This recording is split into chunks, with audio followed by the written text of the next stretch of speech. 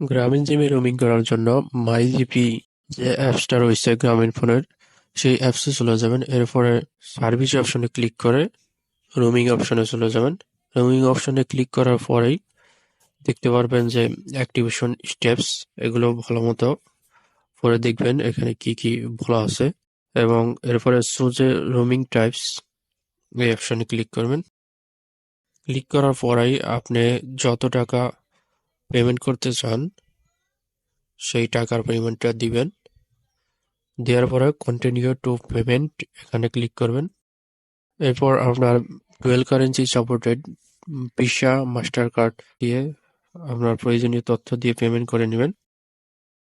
Payment করা শেষ হলেই আপনার মোবাইলে এসএমএস চলে আসবে, স্ট্যান্ডার্ড রোমিং সার্ভিস সফলভাবে চালু হয়েছে।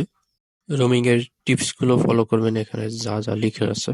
তো ভিউয়ার্স, এই ছিল রোমিং অ্যাক্টিভেশন পদ্ধতি গ্রামীণ সিমে। ভালো লাগলে অবশ্যই লাইক দিয়ে যাবেন।